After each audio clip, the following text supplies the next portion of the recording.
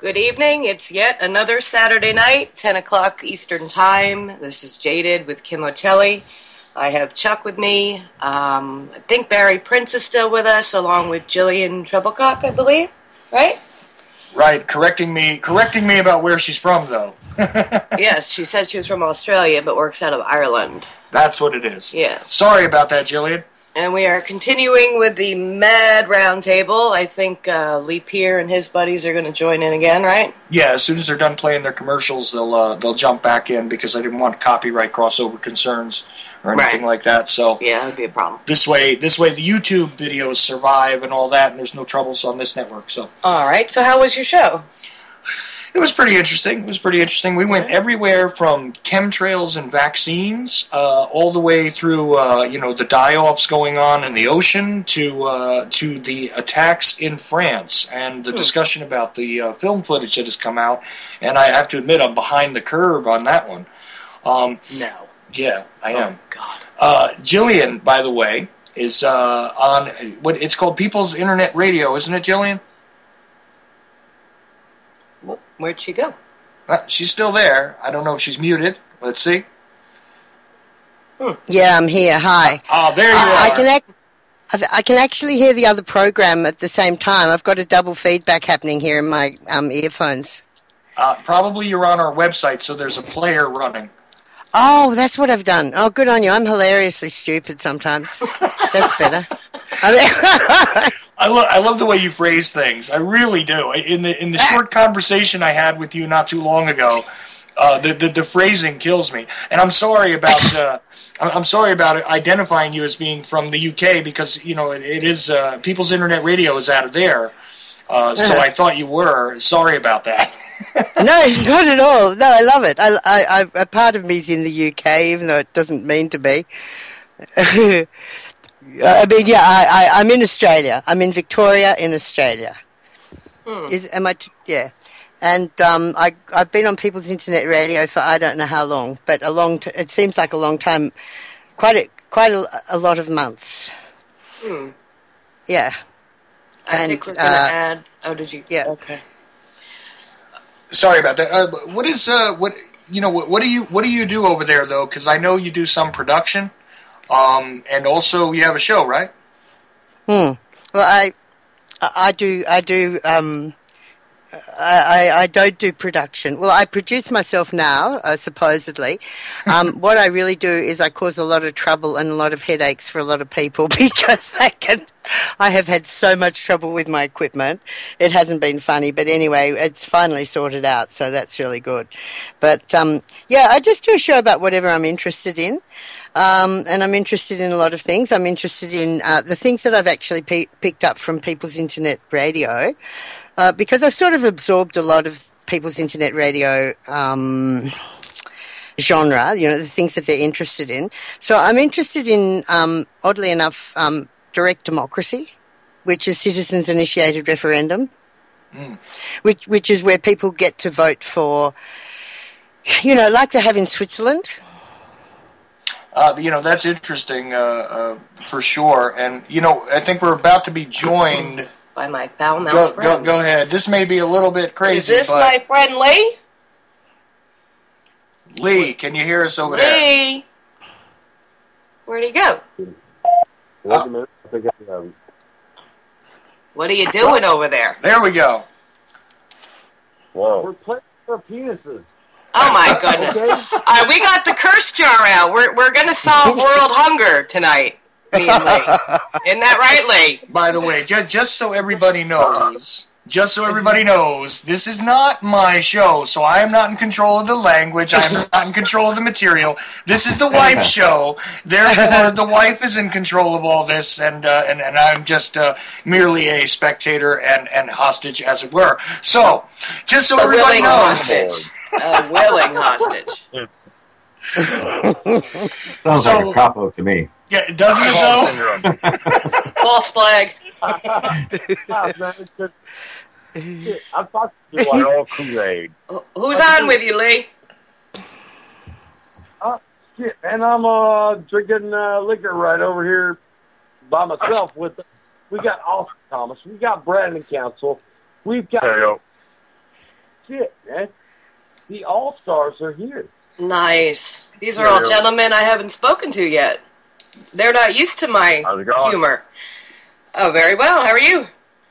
That's Brandon. That's Brandon. I do. Just so you know. What was that? I said, you curse like I do. I know You're it. the only woman I've ever met in my life that fucking says fuck more than I do. I tell you, I can be a lady when I need to be, and I can hang out with the guys as needed. It's a beautiful swing. Uh-oh. Now a woman here, life in distraction with a lunatic at large. You got your jar ready? You got your jar ready, Lee?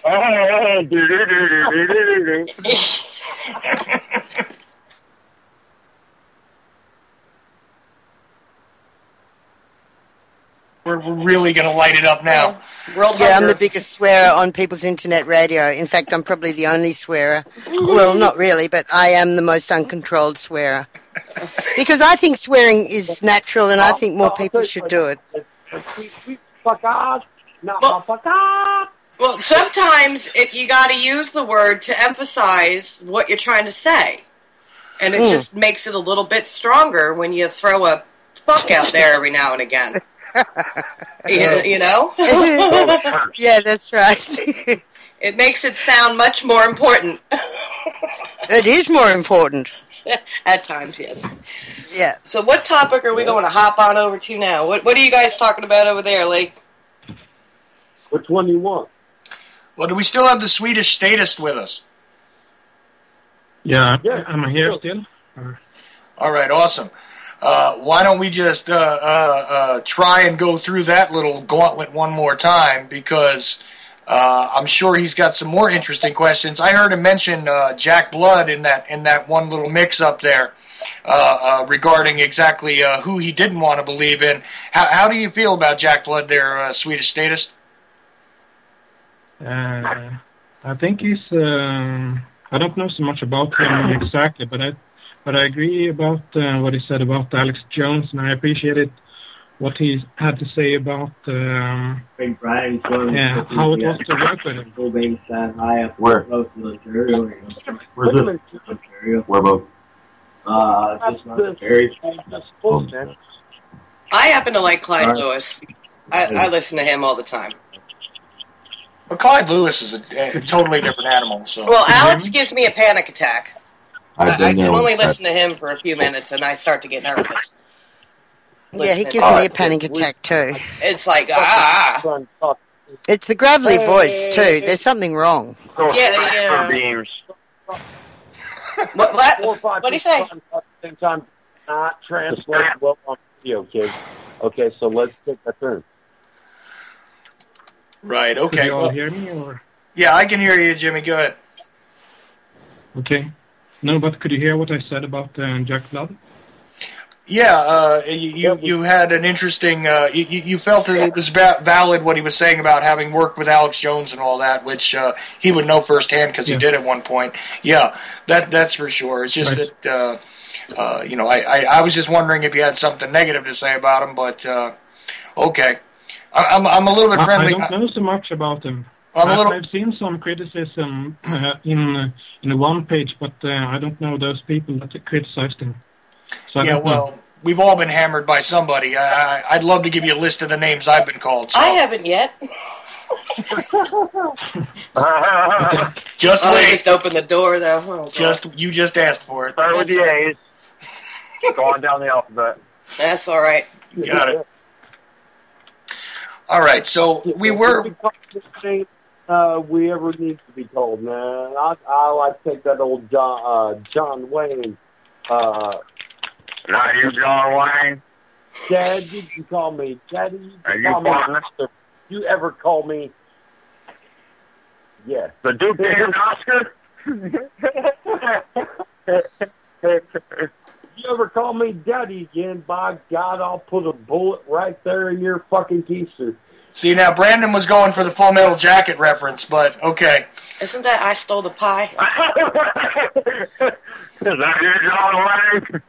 Man, Big J. Problem with which call? Oh, I can tell by the silence.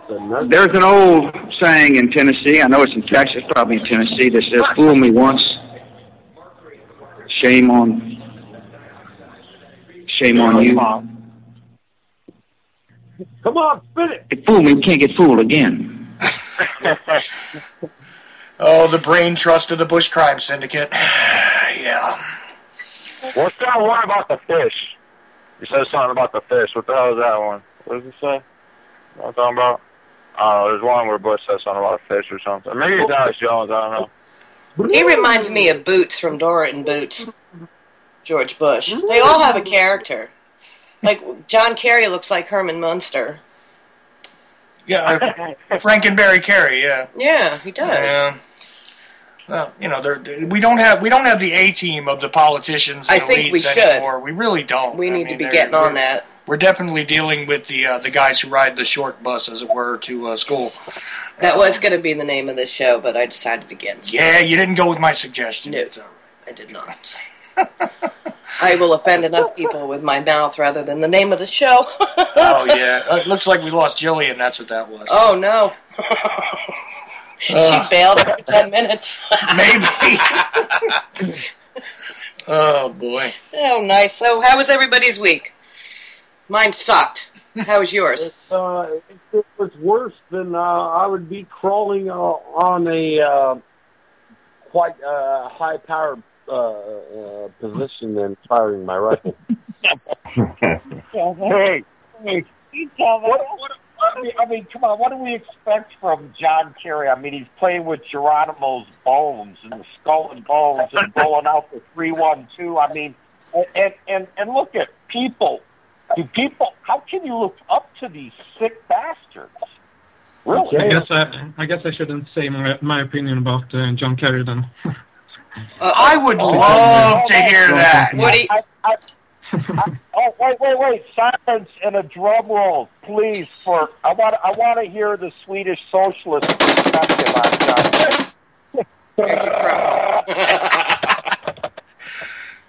John. Okay. Sure. Well, he went there to the Middle East. It wasn't Obama that went there to try to make peace. It was actually John Kerry that did. Further, John Kerry, he's also right about the climate change issue, and he was also even back in Vietnam. He was talking about that. So I like John Kerry. Oh, wow. If he didn't serve any actual combat, maybe he would have had a better chance of getting shot in the head. Not the parents all vote. You got to let them have a bit of freedom. But see his speech in Congress or whatever, where he was.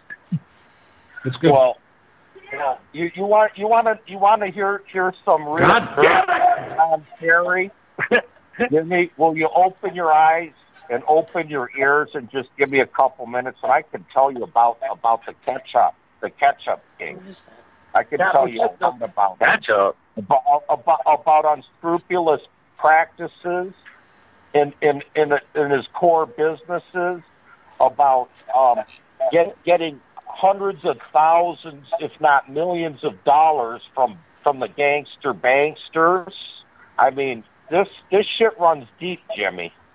It runs very deep. Okay. Very deep. And look, anyone that plays with Geronimo's bones and skull and bones, all respect for them right there. Why? That's something you did in college. That's what he did in college, yeah, because desecrating Native Americans, you know. I mean, assimilating them with the with the African American slaves and so on and so forth. That wasn't bad enough, right? We had to march them down the Trail of Tears. Again, two worst presidents ever. The two only presidents to ever, I think, be credited for the genocide of Americans on American soil and be condemned for it at the same time. George W. Bush. W. Aren't we a laughingstock, though, to other countries? Of course. Over more genocide in this country than any other president. You know, they may laugh at it, But they laugh at it because they understand it. They understand it because they're part of that same oppressed system. And, you know, I mean, guys, I even have if an you're not outsider in the same perspective. type of government, you're in another, at least the other empire. I can tell you from an outside perspective that since Obama and Kerry and Biden, etc. Too, buddy. You're underneath it. You're not underneath this empire. You're underneath the other one. Guys, listen. I come from an outside perspective, so I can tell you. No, you do. I'm telling you, you do.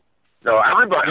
Where do you, unless you live like outside of like the Earth's parallel, unless you're not a terrestrial, you didn't right? Then you are living. If you are living in today's society, anywhere on this planet, you are. Unless you're living in the jungle and you're running around naked somewhere with a cell phone in your hand, I highly doubt it.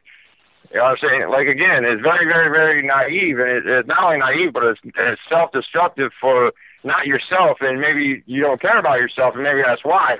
But think about the next people who have to incur the problems that you have chose to ignore because you choose to mold to the societal whims of the expectations of you. And it's without thought that you do this. Anybody who is ignorant enough to say, I don't live underneath an oppressive empire. It's very simple. It's a grand chessboard. How many players in chess? 2. Well, I'm not saying, there's been plenty of times throughout history. I'm saying right now, though. You see what I'm saying? So, I don't know. I guess that's just a matter of opinion, though, too. Well, history is a matter of opinion, too. Think who writes most of the history are the victors and the ones, the warmongers with the spoils. Yeah, but what I was going to say was that from an outside perspective, I can say that we are not laughing at USA now since Obama came into office. That was the point. Why not? That's because we've adopted more socialist. That's because we've adopted more socialist, communistic views. Well, but so is this more of a socialist society like yours? He's a socialist. He lives in freedom of a socialist society. But and that's why they identify with Obama more, because he's allowed that to go full swing. I mean, we can no longer say, first of all, we can no longer say that at least here in America, that we're a part of a government. We are not part of a government and we don't have a country because a government a corporation cannot occupy a government and/or a country. It can't. It doesn't work like that. So I'm just saying that. Hold on, Brandon. You know, people laugh at me. A lot of these statists do because I say through the 1871 Organic Act, the United States of America was actually incorporated. And you point out the act to these statists, and it says incorporated 24 times. Yeah. You think they're incorporating eggs and flour and making dough? Yeah, that's exactly what they're doing, actually.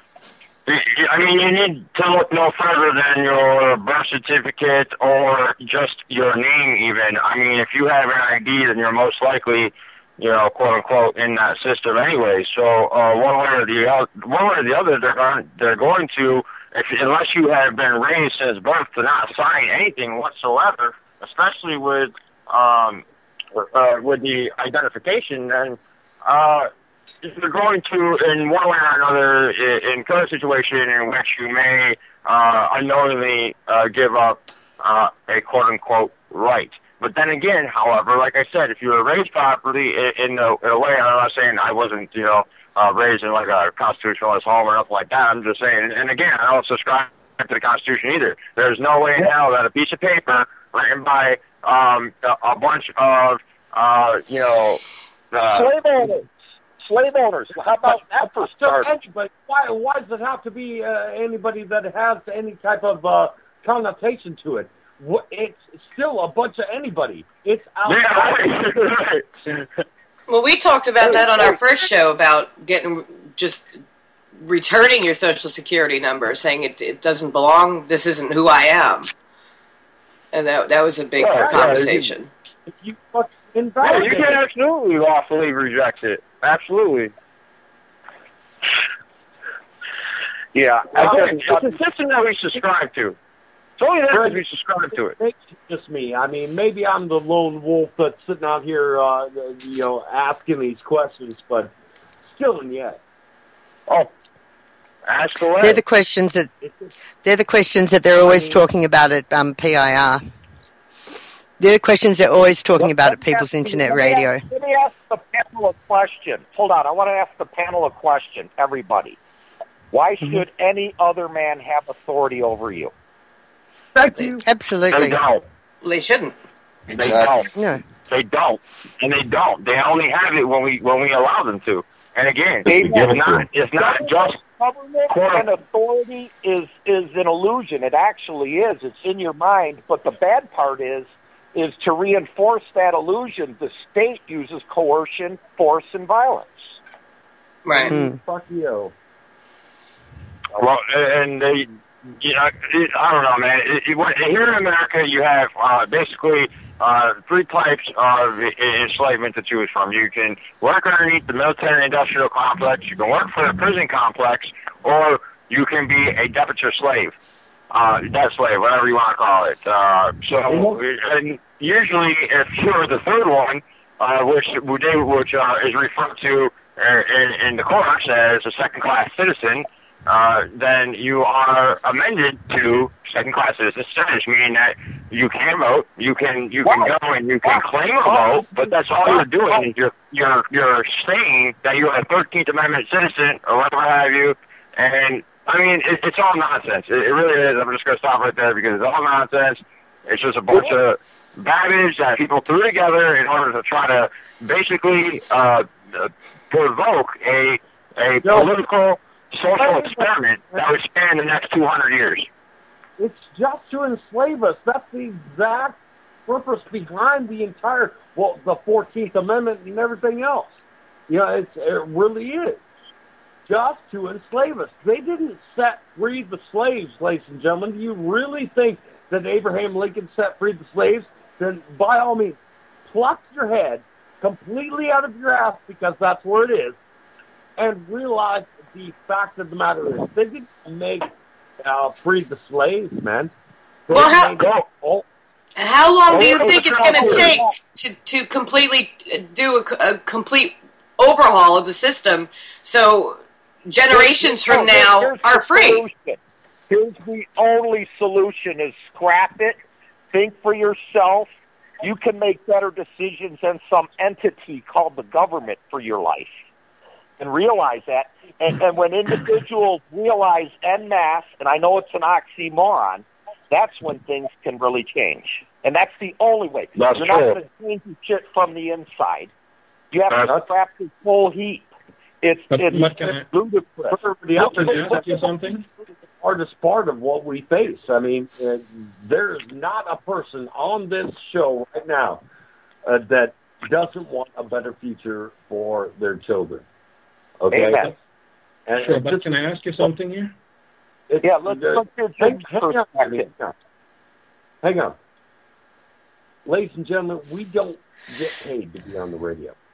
We don't get this lavish luxury or any type of celebrity stardom that you might see. We get on here because, for goddamn sake, somebody has to. Somebody's got to stand up. And no, this ain't the train on the freaking tracks, man. Think. We just added a 917 area code. Yeah, hi, good night. I just wanted to comment on what you just said, like how to scrap the government and Social Security. make it so that the laws are better for the future generation and all that. What I wanted to put in was that a lot of people from the black community, what they're doing is talking about getting together and creating communities, like private communities, how the Native Americans have their reservations and how the Jewish have their own communities. Where a lot of black people that's a really big our Achilles heel right now. As the people that can rise up against this government, it's this whole black versus white bullshit. It's their old Hegelian dialect and the old, divide and conquer thing. It's been going on for centuries, eons. And the really depressing part about it to me is just how much the black community buys into that garbage. So, I mean, look, I know that white people enslaved black people a lot of years ago. Guess what? They also enslaved white people a lot of years ago. It's not a race fucking thing, man. Not by any stretch of imagination. That's what they want you to believe. That's what they want you to buy into, man. Right. It's us against I don't agree with that. I think that we should. I think that we should. You think we should be segregated? No, I don't think we should be segregated necessarily. But I think, like what you just said, like, it's not all about the race. Like, I think that people should acknowledge the differences in our race. I mean, sure, every heritage is different, and that's fine. I but get what he's saying, when you all come together, we're all the same. We all breathe the same air. We all bleed the same blood. I don't care what color your skin is. You could be purple with green and white stripes for all I give a fuck. The problem is affecting every single person on this goddamn planet. Not just because you're black, or not just because I'm white, and not because the other person behind me is Chinese. It affects every single one of us, and like I said, I don't give a fuck what color you are. There's my rant. Word. Oh. Sorry. I'm done. So can I ask my question? Caller, real quick, I wanted to ask the caller, were you pertaining more to, like, the individual? I'm sorry? Were you pertaining more to the individual? Like, what were you trying to say, in other words? I was trying to say that, say that one more time, sorry. No, go ahead, man. You were trying to explain. What I was trying to say is that, ideas like that isn't so far-fetched because it's been shown that, each race, this is a fact, that each race, want to defend their own. Like, there's no one race that's like, like, oh man, I hate, like, there's no black guy that's gonna be like, oh yeah, I hate all these other black, well, maybe there are a few weird ones, but, like, everyone wants to see their race do well. Everyone wants to see their own people grow, And, look. Hold on a second. Let me get something in here. What it is? One, are we? Yes, we are. But hold on a second. Did I lose that? No, you didn't. You didn't, brother. Hang on. Listen. Here's the thing. Hold on. Let me just put this ahead. Fucking I'm over here. Hold on. And Renegade Smith hanging over here in the background. Hold on. I'm just saying what white people did to black people was to benefit their race and to benefit their race only. So that may have been immoral thing to do to black people. It wasn't just to benefit the white race. It was to benefit Christians, Catholics, Jews, and probably whatever other political party and whatever idealistic passion was popular at the time. That's called democracy. I mean, it's majority. It's essentially the minority rule the majority, but you know what I'm saying. All right, look. Here's the problem. You're accepting certain parts of social Darwinism here regarding people's racial profiles and this sort of thinking that is supposed to be part of our progeneration as human beings. You know what? Ask Chinese people who are working under slave conditions who their enslavers are. It's not a separate race. Subjugation of men has been a constant ill throughout humanity's history. Okay? All sorts of races have been enslaved, sir. I need you to know that. You don't just look at the one situation here in this country. It has occurred all over the world, and there is not a race you can identify who has not been subjugated by either their own or another. Okay? Please understand that. Okay, yeah, no, I'm listening. I understand that. Go ahead. You know, but the thing is, this whole concept of furthering one's own race. Well, but black and white is not the only thing in the world, man. There's a lot of shades.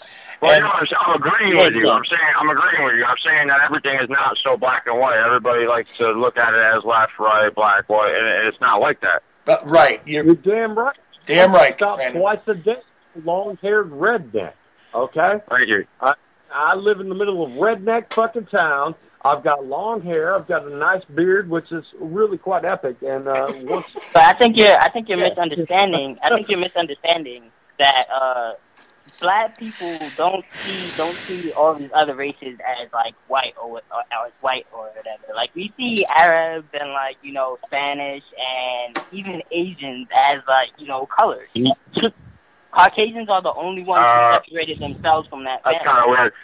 Yeah, let me ask you something real quick. Do you believe that that it's a possibility that Africans may not have been like systematically brought here over time?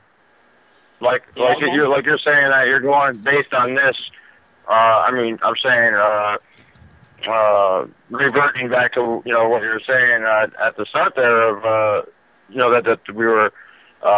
America or whatever have you was bringing slaves to the country. So I'm just asking you, like, is that what you believe happened, or I'm just wondering. I mean, like, there's pre-Columbian history. You know what I'm saying? There's the Olmecs. There's the African Americans that could have possibly inhabited the North Americas prior to even occupation. I mean, it's not like these people were feudalistic. I mean, it's not like they were, still to this very day. I mean, they, in any part of the world that you're going to get indigenous people from, you're going to have, disputes or spats with other tribes, other clans. And when you do so, obviously and again, the same thing for every empire as well. Same thing for every empire. Every empire is based off the last empire that they have conquered. They just like what's my call saying? They tear it down and then they reassemble it and reassimilate people or assimilate or whatever have you. But so I mean, every empire they take what they want from that last empire. They keep what they want and then they throw away whatever or they hide it. So I'm just saying that I don't know, man. I don't know. Well, I don't understand like the Arab Spanish thing. I just don't understand like the black-white thing. You're always going to have the stronger take advantage of what is perceived to be weaker for whatever reason. I want to address the caller's statement. Do you realize this is how this propaganda, this mind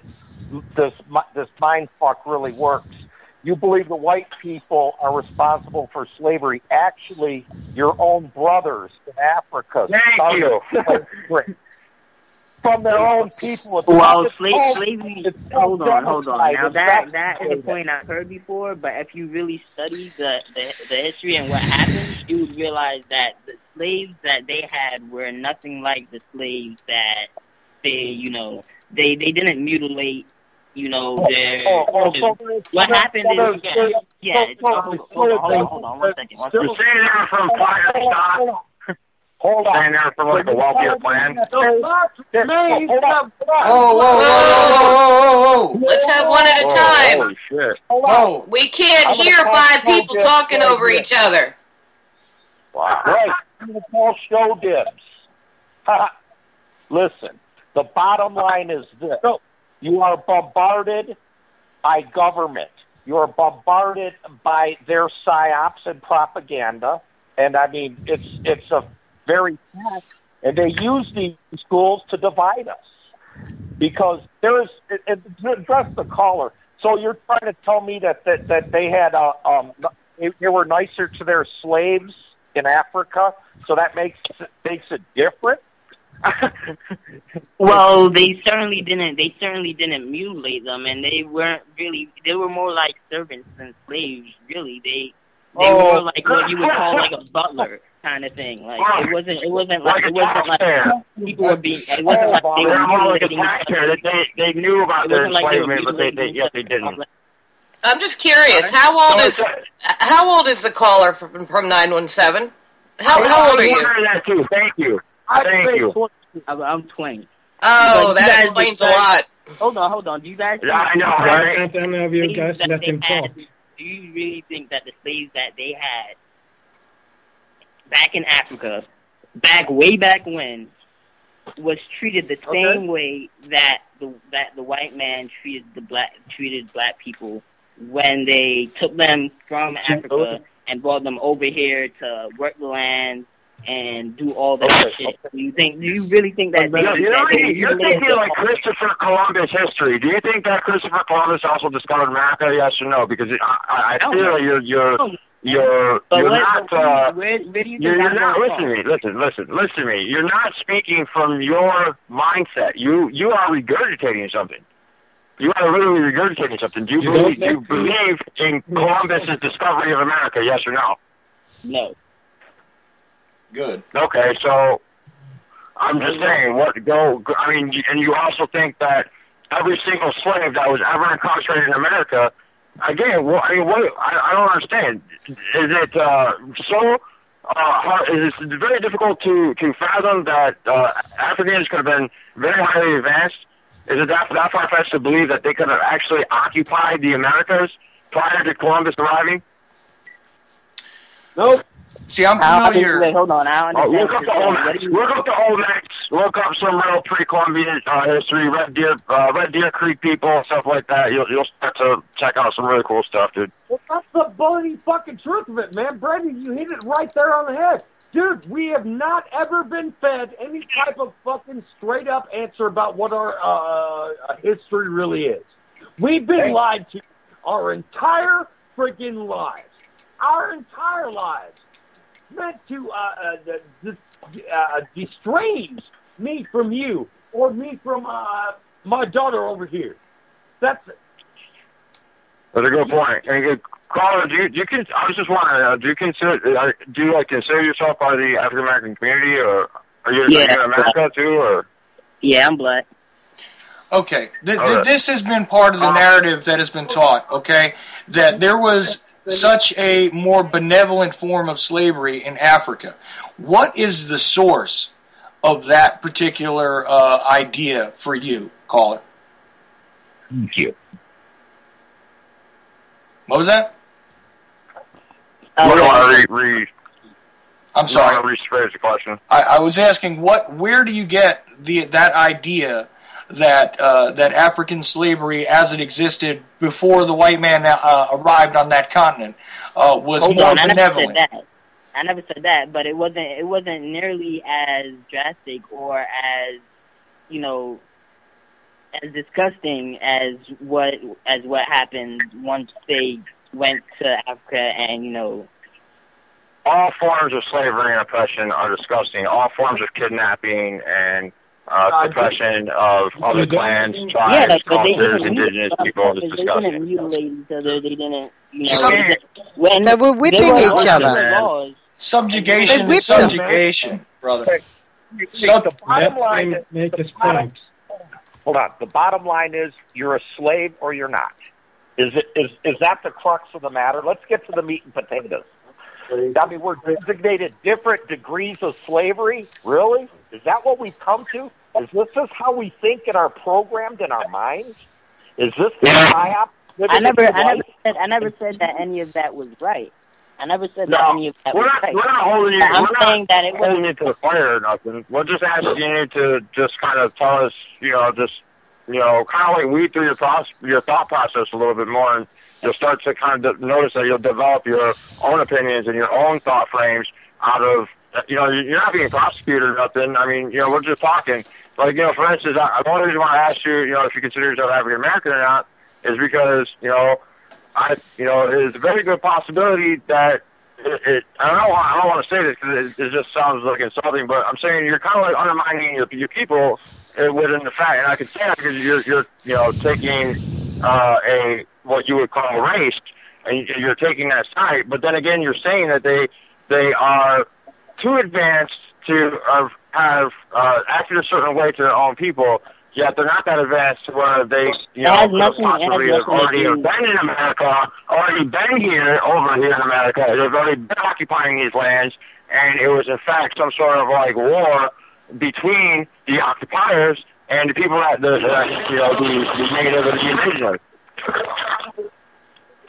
Can you let him talk, or I mean, he has to make his point. I want to hear Jimmy's point of view. Holy No, fuck, but- I just agree with Jimmy. Can't you let him talk and make his point? I mean, you're talking over him all the time. He can't even make his point here. Yeah, I was just trying to finish my fucking sentence. What the fuck are you talking about? Is he still with us? Or did he? I think he's still there, yeah. There he is. Yeah, I'm still here. Good. I'm just listening to you guys so that I know how to properly. What the fuck is that noise? Oh, somebody's got some massive feedback. Yeah, somebody's I don't know. somebody's going into a car or We something got there. a Renegade Smith with us live. Renegade, what point is he really trying to make? Oh, am I live? Yeah, you know we got you, brother. Here we go. For one, guys, all I hear, I've been like driving and listening, and everyone's talking over each other. It just sounds like a bunch of screaming, man. Everyone's got to kind of take a turn here, man. Real quick, I want to address this caller because you're evidently living in the dark. For one, your biggest slave traders back in the day were your Arabs. Yes, you're Muslims. That's a fact. Look it up. Here's another fact for you. Slavery is still going on today in Africa, and here's another point. Your own kind were the ones going around making slaves out of people and selling them to the white man. So before we start blaming the white guy for some bullshit that actually has been overplayed and lied about, get your facts freaking straight, because it's still going on today. Your own kind was selling your own kind out, and your Arabs. Your Arabs were your biggest slave traders, and your Chinese. So let's not sit here and bash the white man for some bullshit. Or they went east, too.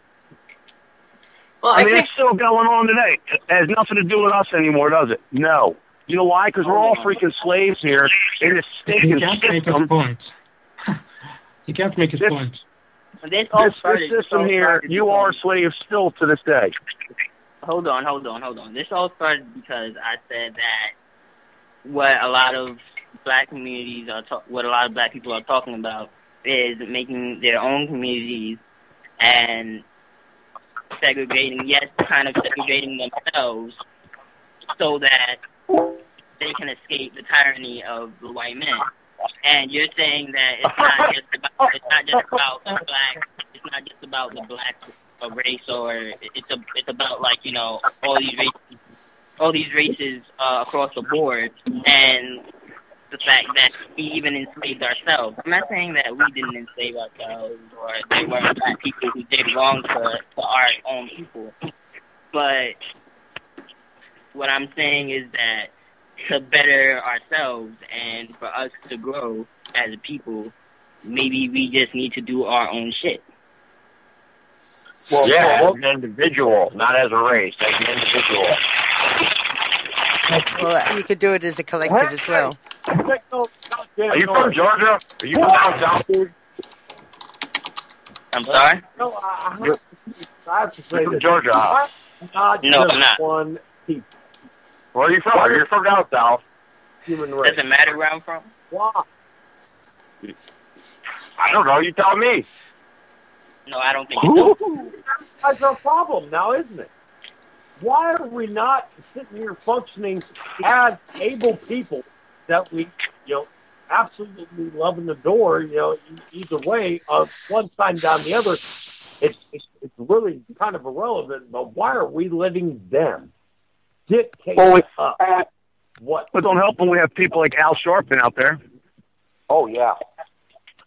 Al Sharpton is one of the biggest pieces of shit that walked this planet. He's the reason. He sits there and plays their little race card is purposely being done to divide us.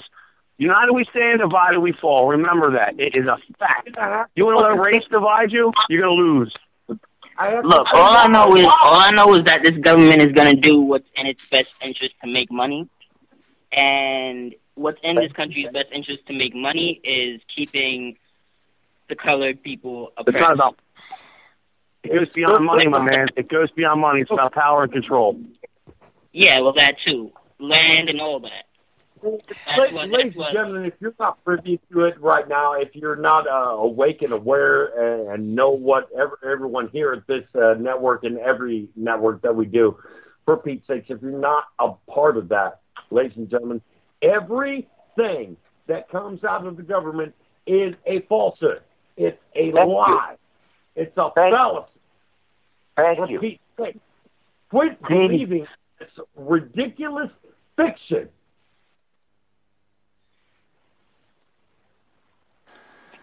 We understand that, but what people, especially me, are trying to do is come up with solutions. We all know how fucked up the government is. We all know how much we're being fucked over. But what can we do about it is what we're trying to figure out. And even though what I said earlier about, basically, quote unquote, segregating ourselves, Well, I got a question for you. We lost. May not be the greatest idea, but at least it's an idea. I got you. It could work. I got you. Listen, we lost part of the noise there from the other network, so I think we lost them. But listen, I got a question for you though, and I've been kind of sitting back a bit here. You think that segregation is a better idea than? Well, first of all, I shouldn't call it segregation because it wouldn't be segregation. Well, what else would you? Because would you call what the Jews do? Create their own communities, create their own schools and stuff like that. Would you call what they do segregation? Yes. Yes,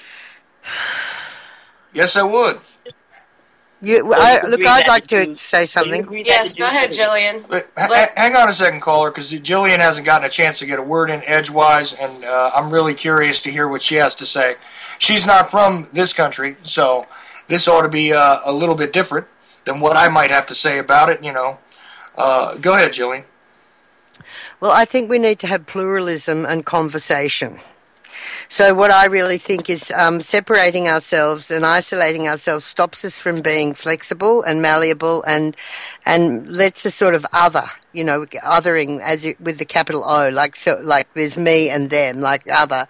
And I don't think that's the solution. I think the solution is communication and more conversation and more knowing of each other. And there's this thing called pluralism.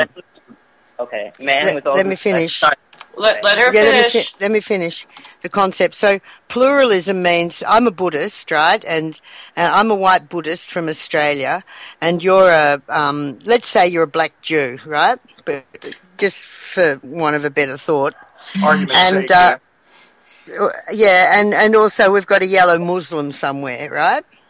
Okay. So the thing is, we can all sit down. We can all say, "Well, I'll just hang out with Buddhists and Jews and Muslims," or we can say, "Let's all sit down together and have lunch and talk." And if I suspend my opinion of being a Buddhist and I listen to the Muslim and I see what the Muslim has to say and I extract the essence of what the Muslim has to say and I extract the essence of what the what was the other religion I had? A Christian has to say, then relate to what makes sense to me in myself because of my upbringing and the choices that I've made and the people I've met and the things that have influenced me in my life. What I can relate to, I can relate to. And what I can't relate to is not so much my business, in as much as it's not, it doesn't really have to stress me because you've been constructed by your society and your, and your experiences, and I've been constructed by mine. So the best way for me to sort of expand myself into Islam or something like that is first we have to find where we connect. Like first we find the areas in which we agree. And then when we work on some agreement, we start to create some sort of connection with each other. But then I allow you to go along your way. But I now am in a position to have more influence over you because we're friends, so we have a respect and you're more likely to listen to me than if I just shut the door and say, piss off, you're not a Buddhist, I don't even want to know you. You know what I mean?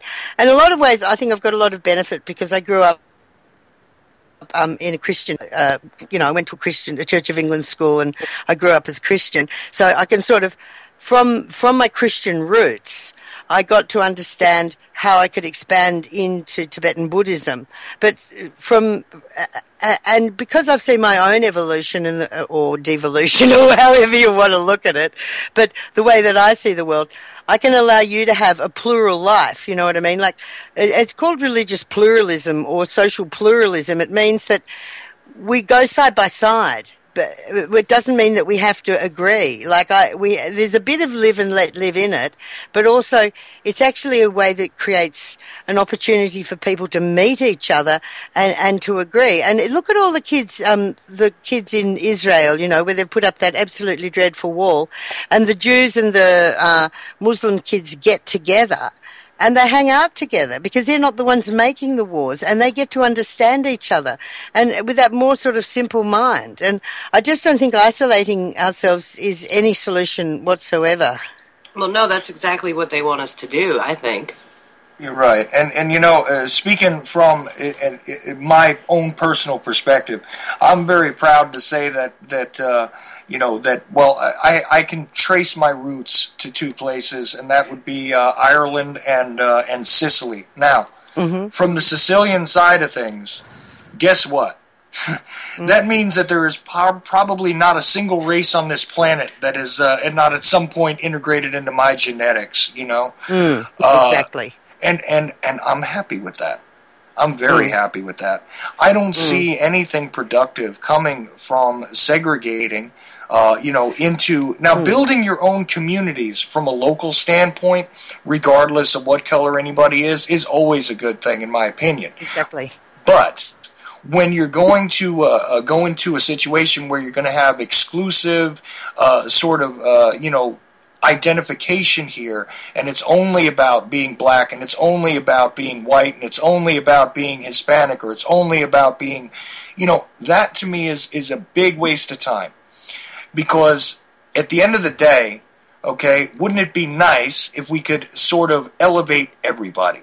Wouldn't it be nice if we could sort of elevate all of ourselves? And at the end of the day, also don't forget that it really doesn't matter what color you are, because in reality, okay, the economic division that goes on is a whole lot more harmful than any of this stuff ever was.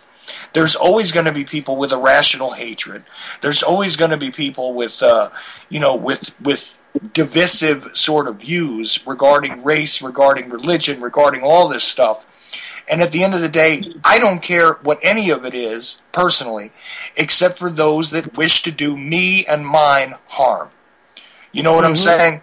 So, talking about the live and let live thing, personally, that's where I'm at. You know, I think it's a bad idea to segregate ourselves, because at the end of the day, we're all part of the same, you know, DNA soup here. Okay, and I guess I'll have to go along with the George Carlin line that I can't seem to find online anymore, but I do remember hearing it, where basically he said, "How about if everybody else sleeps with everybody else, and we all become one sort of color, and we'll end this whole problem right away."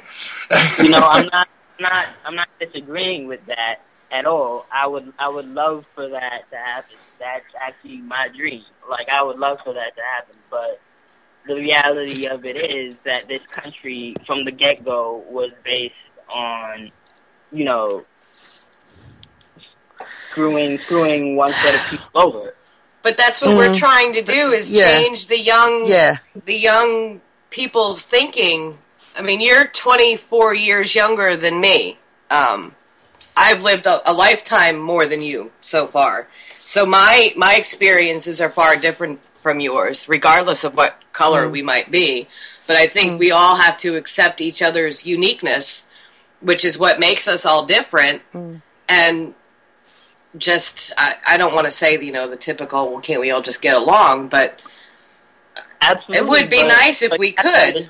You have to understand that, you know, back in the days, they weren't giving any black people any land. But we're not back in the day anymore. Making all the money. You know, yeah, I understand that, but that affects us now, because now all the money that all these corporations made from, you know, all those years of free labor, you know, it catches up after a while. Well, that's exactly how China has risen to, into the economic stratosphere as well. And believe me, that's the same color of people subjugating the same color of people over there. This is a matter of subjugation and slavery, which is an ugly and horrible sin in the human condition and is irrespective of color, my friend.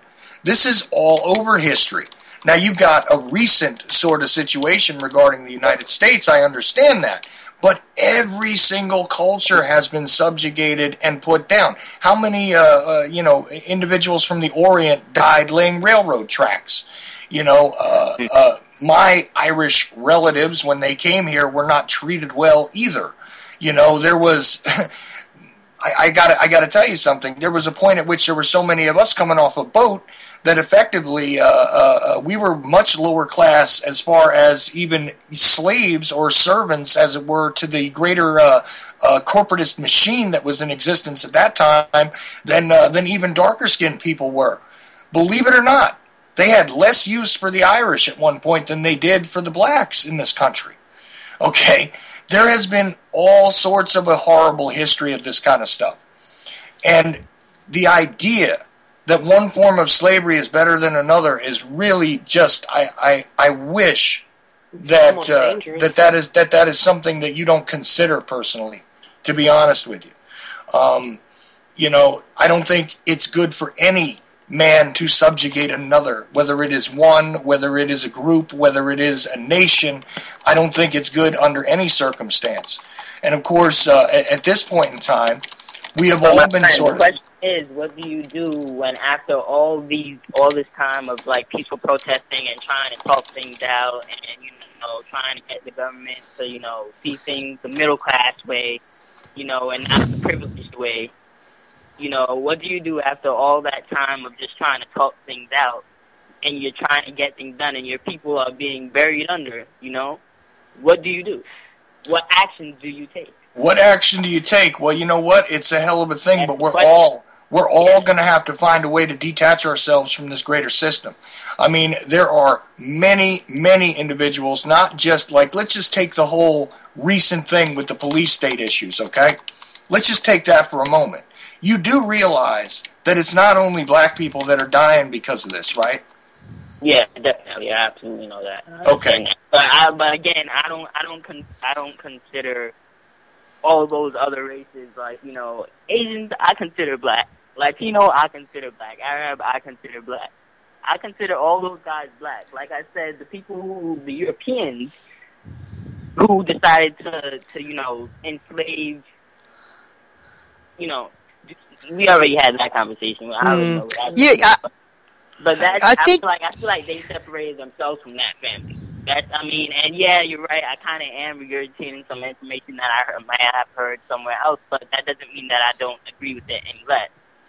Okay. I feel like the Europeans did separate themselves from the family by, mutilating and, putting themselves on pedestal, basically, and putting everybody else on their knees. Well, there's parts of Africa where there's still genital mutilation among female populations. I mean, does that disturb you any? Yeah, it does. All of that does disturb me. When I've seen it, I've seen documentaries where, there was. I've seen documentaries where there were, a lot of things going on in African nations against Muslim women. A lot of horrible things. And this is again where you need to create that communication, and I think that's probably the best place that you can start to work is on your own, or on my own. This is my own personal thing. Ability to sort of communicate with other people and connect and engage with other people. Like when you get some sort of engagement, then that sort of works. It's sort of interesting. I was thinking about this before. Plato wrote this in the Symposium. There's which you can just Google. I can't Google anything at the moment because for some reason I can't even go into people's internet radio chat box who are listening to this, or some of the people are listening to this. And because my internet's gone down, and I'm just lucky that I've still got Skype because we've had a lot of power breakages. But before you said something, and I thought, oh, forget it. But you've brought it back to it again, and it's called Diotima's Ladder of Love, and it's just all these different ways in which we connect with each other, and you can almost relate it to the Indian sort of chakra system. And there's sort of like you can connect sexually, through desire, and then you just bring it up and up, and through sort of friendship, and then love, and then love of your community, and love of your friends, and then love of your community. And the ultimate one is called agape. And agape was a really interesting story because the first time I ever heard it, agape means great compassion or great love. It's beyond the one-on-one erotic love. And it sort of seems pertinent for me to say this to you, caller, and that is the way I first heard agape was really lucky because I actually heard it the wrong way, but it's the way I still choose to frame it. And I actually did philosophy at university, and my philosophy lecturer told me I was wrong, but I don't care. I'm still going to believe in it and say it. And basically, agape means, or agape, it's spelled A-G-A-P-E, and it's the highest sort of form of love. And the way I heard it was that the Greeks used to have this terrible trouble when people were trying to go across the different territories because everybody had their own sort of principality or kingdom or land, or they're just fighting over their own land and territory, just like this is what the street fights are about everybody's fighting over space now. This is the problem. If you look at it from an urban point of view, and especially teenagers and your age, because we have this territorial instinct to sort of claim our bit of, our tree to piss on. Or pee on, whichever way you want to put it, but we want to mark our own space. But anyway, so they were all fighting over all their land, and then they all got together and they thought, look, we're just sick of fighting people all the time. What's another way we can go about dealing with all these people who are we have to fight all the time because they keep crossing our land? And so they decided, these people they call the oligarchy, or sort of like the elders who got together and made decisions and thought about things for people. They said, well, what about if we treat them as family? So what do you do when family comes along? You feed them. You invite them to your table. And so basically, that's what they did. So I thought that's what agape meant, was treat the enemy as family. And that's actually a really good way to go about it. And you'll find if you keep, I get a lot of enemies because I've got a very strong personality, and I have people instantly dislike me, or I have people dislike me because I'm smart, or I have people dislike me because I'm stupid, or, they dislike me for all sorts of different reasons. And I just keep on being nice to them and treating them like my sisters, who are also very difficult, or my mother who's difficult, or my father, I just keep on being polite as I possibly can, keep saying nice things, keep chipping away at it, because I'm not going to let the way they perceive me take away my ability to see the goodness in them and keep relating to their positive aspects. And then when you have that ability to engage when you keep relating to somebody's wonderful qualities, because everybody has them. Even the person who raped your child, has them. Not that anyone's raped my child. Then I don't want to work on that. But should I be in that situation? Someone the other day was saying to me, I'm just raving for a second, so I'll stop. Doesn't matter, I won't tell. Oh, no, I'll tell you. Someone said to me the other day, if somebody did that somebody said it on, typed it actually on, or said it on radio, if somebody did that to harmed my child, I would then, emphasis on the word then, in my mind, the way I perceived it, go and kill them. Well, my attitude is, no. If someone was about to harm my child, then I would be, and the best way to protect them would be to kill that person, then perhaps I could do that. But after my child was dead, what's the point? I would then work on a relationship with that person because it's too late. The horse is bolted. You know what I mean? It's like shutting the stable door after the horse is bolted.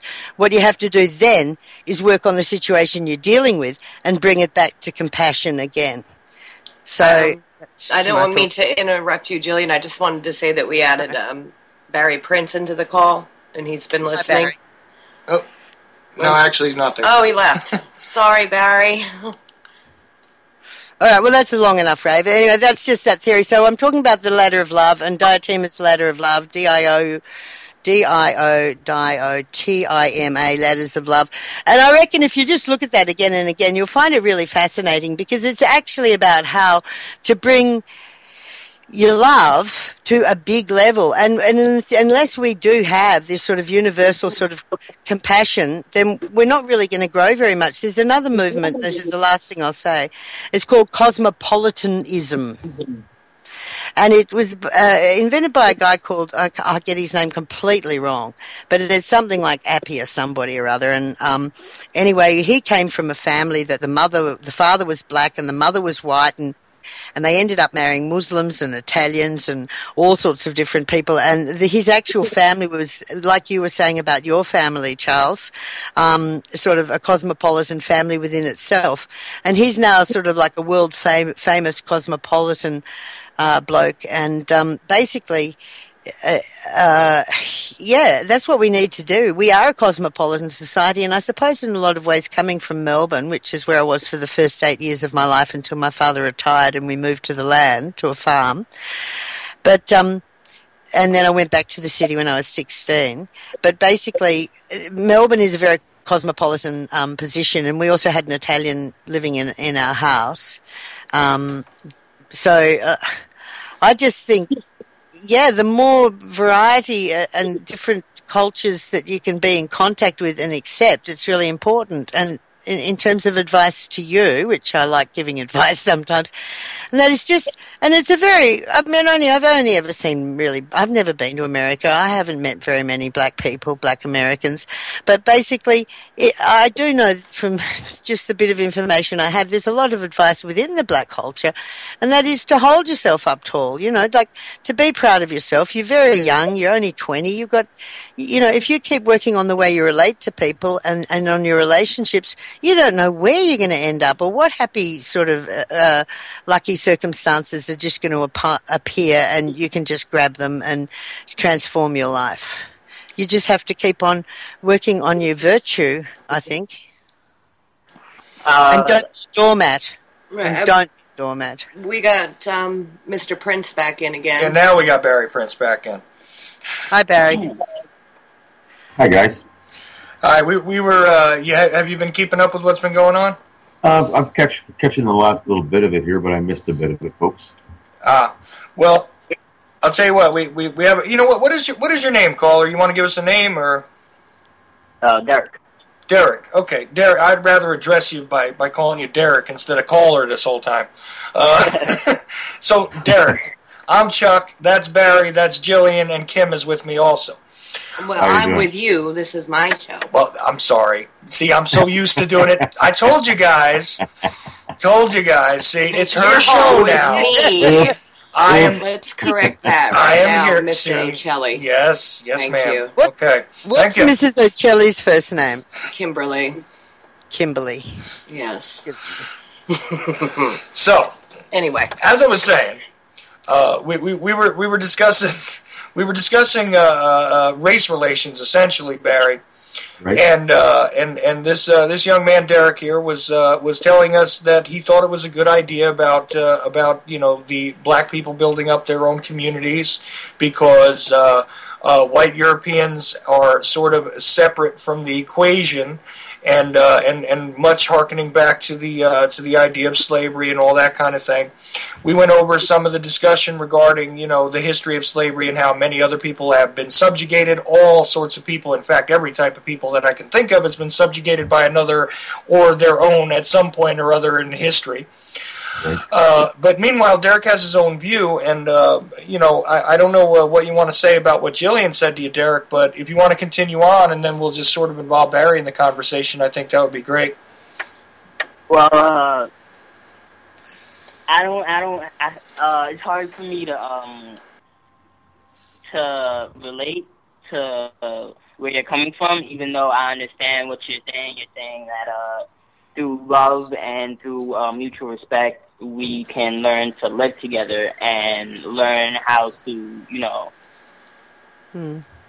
look better together. I understand that, but I feel like there's a little bit of a disconnect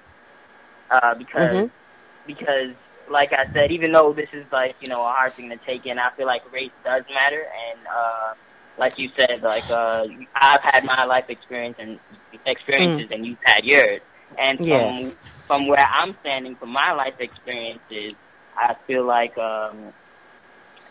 there has been this kind of veil that's been put over people's eyes that kind of determines how they see the African American or the colored race, like like not just black people, like every race from like Arabs, like Native Americans or whatever. Like there's been this whole contemporary thing where it's like if you see a black person with a hoodie, for example, walking down the street, that might be a threat, like like the whole George Zimmerman thing, like hoodies or whatever make black people look threatening. Well, that's little stuff like that. Stuff like that culture is kind of like put onto other cultures. I feel like, but that fear is taught, though. I mean, I have 2 adopted black children, and I'm white. And a lot of people don't know that, but I do. And to me, it doesn't matter. I mean, I don't want to say it doesn't matter because their culture is important to me to teach them where they're from and their heritage and so on and so forth. But my 2 were raised to not see a difference, not fear a difference. And they had their troubles in their school when they were going to school. And I had to teach them that, unfortunately, you're always going to come across somebody that's going to say nasty things to you. And regardless of what color you might be, there are a lot of people that don't like me because I have blue eyes and blonde hair. You know what? That's great. You don't have to like me. And I've tried to teach my children the same thing, that, honey, not everybody's going to like you. And not everybody's going to want to be your friends. I know it sounds like a mothering thing, but that's what I tried to teach them so they could grow up and be stronger human beings, not stronger black human beings or white human beings, just stronger people. Yeah, but what I'm saying is, instead of saying that, there's no difference between us at all, like because your color doesn't make any difference. I feel like instead of saying that, you should say yes, you're black, and in black people, this is what happened to black people. This is your culture. This is where certain things about your culture originated, and just don't try to, assimilate them into your culture and your way of seeing things. And I feel like that's what they do in America. Like Derek? I'm sorry? Yeah. Yeah. They try to say... I do understand what you're saying, and I think it needs validating, and I think it's true on a relative level, right? You're saying that your experience is that you're perceived as black, that you get all sorts of different treatment just based on the fact that you're black. The police target you, or people target you if you're just walking down the street with a hoodie. Yes, that has happened. Yes. Yeah, and I believe that, and we all do. We all know that that can happen. And so what I was saying, or what I was thinking anyway, is you can chip away at that. And also be very selective. Like on people's internet radio, they talk about sovereignty a lot, and they're always trying to avoid relationships with so-called authorities that have misconceptions about the way in which they abide. And that it makes them actually more cautious. Like they make sure that their cars are registered, and like just try and sort of escape under the radar in a lot of ways, just so that they can be left alone. Yeah, go on. No, I'm not. I'm serious. Yeah. So well, I'm just saying, like, that might be your situation at the moment, right? And I mean, I believe you. It is part of your situation at the moment. But I'm responding to your question before I started to talk, which was, what can you do about that? How do you escape that? And my suggestion is to chip away at it by working on your character without being a doormat, and also mixing with people who do value you, and mix with white people too, who aren't racially prejudiced. Mix with people who mirror back to you, so that your mirror neurons light up in a more positive way too. So just be more selective with the people that you mix with. Might help too, with a view to where you're going, which is you want to escape that oppression. I mean, look, Barack Obama ended up president somehow, but that's a whole new story. But you know what I mean? Oprah Winfrey, like all sorts of people. I don't know enough Americans. You know, that beautiful old woman who just died recently. There are a lot of people who are remarkable people, and you sound like you're a remarkable person, and you're just saying, how do I get out from under this? And the way you get out from under that is to recognize how gorgeous you are. You know, your own beauty, and have your, you know, let your self-esteem sort of shine, and mix with other people who have good self-esteem. I think friends you choose are actually very important. Barry, you have anything you want to say? Well, yeah, Derek. You know, the whole question of race. The way I see this whole question is, our societies have been divided, and our societies have been divided over a period of time to kind of get us to where we are right now. To say there's no prejudice in America against the black people would be like sticking your head in the sand. Our societies have been indoctrinated to be prejudiced. If you look at the history of our societies have, in the last 50, 60 years, worked out a process of dividing society. And they do this through race. And my statement, brother, is that we have to look beyond that. We have to look at the planet now as a universal body. These barriers that are put up in front of us through the divisions of race and all this crap that we see going on around us, we kind of have to look past that and recognize what is putting those boundaries in front of us. When we recognize those boundaries, you address them. You address that by talking to your friends about it. We're in a situation now where we have to put race aside. We as a human race are facing monumental issues that far exceed anything to do with race. Our race will be a minor issue when things change. We're all going to be sitting and looking at each other going, why didn't we come together?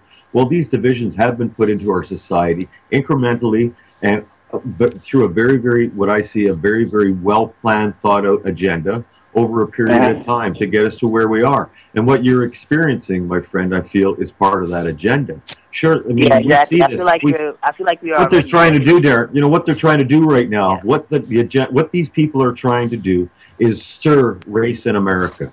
We have to recognize what they are doing, the mechanisms they are using. Everything we see now, if you study it, is designed, it seems to be pushing the race issue. But they're pushing these divisions in our society. Why they want to do that? Well, Derek, when a society becomes divided, that society falls apart. And I believe that is their agenda right now, and their mechanisms they're using, they are really deep. You have to look at the history of how this all came to this point. I know that sounds pretty complex, but I've been studying this for years, and I'm not writing all my thoughts, but I know that a lot of things I see, I understand they put there for a certain reason, to divide the society that we call our world now. We are spread out. We are so disassociated with our fellow man. We don't know our neighbors. We don't know. We have no love for each other anymore. Or that's been taken out of our society. These are all factors that have brought into this point, buddy. And I hear your frustration, because I know a lot of black people in America that I've talked to. I have a gentleman down in Texas that I have long conversations with, and we talk about this. And we have to look past these boundaries, buddy. That's my only thoughts for you tonight, bud. Yeah, just chip away at it. Yeah, You've got to you got to chip away recognize at the it. enemy. You got to recognize the enemy, and the enemy isn't your fellow man, believe it or not. Even though we've been indoctrinated to believe that, I don't believe our enemy is our fellow man. Our enemy is the people that have indoctrinated our brains to think and get us to where we are at this point in our societies. Exactly. Just a few thoughts. I mean, you can basically cut that down to a few corporate companies, if you ask me. Well, of course, buddy. Corporatocracy runs wild. We know that, none of these corporations, none of these entities that stand behind the curtain, the bad guys, have any concern for your well-being, my well-being, the future of my children, the future of this planet. That is not in their book of cards. It is so far from their agenda. When you really start to understand that these people don't care about you, your future, your children, my future, my children, anything to do with the future and and everything that we value and cherish in this world, they don't care about. That's not in their book. What they care about is the dollar and control of the human race. They are destroying our planet right now. That's a fact. We look at what the Industrial Revolution has done in the last 70 years. We look at what nuclear power has done to this planet in the last 60 years and why it was brought into society. Everything they have done to this world has done nothing but divide us, destroy our health, destroy everything that we value. We have to recognize the enemy. The enemy isn't me, your friends, the white man walking across the street. We're not your enemies. It's the guys behind the curtain. They brought us to this point, buddy. But anyway, it's little by little by little by little by little. My rant for the night. I like your rant, Barry. It's bit by bit, little by little. That's the thing to remember. It's just keep on. It's little by little. Well, I think that's what the people here that are older, what we're trying to do is to change it for your generation and then your children and their children. Is so they're not facing what you're facing right now and what we're facing right now. That's what I hope to do. Well, yeah, that's what we're all here for. We're all here because right now we're fighting for a battle for the future of our children and the future of this planet. That's the bottom line. We're not here because we're here because we are compelled to be here, folks. I mean, that's the way I see it. I can't do anything more important in my life right now than try and share knowledge and wake my fellow man up to the evils that's facing the human race. Nothing's more important because we don't face it now. Boy, we're not going to get a chance in the future. This thing is really getting out of control. Right. It is. What do you think, Derek? I agree. I'm sorry, one moment. I'm just going to put some speakers in really quickly. Okay. I know that was headphones. I'm sorry, headphones. There you go. All right. Okay, I'm sorry. Could you repeat the question? I just asked what you thought about what Barry and Jillian had to say. Oh, right. And Kimberly. Okay. I definitely agree that, the problem is definitely not with, our neighbors and segregation, self-segregation would probably be how do I put this? Detrimental? Yeah, okay, that'll be cutting ourselves off from the rest of the world. And that could stop a lot of progress. But that was more a option of a little bit of desperation, because the fact of the matter is we as the middle class have, I don't want to speak for all black people. I'm not going to pretend to have the same opinion as all black people, but I feel like, we've been put in a position of the middle class for a reason. And that's to stay in a position of,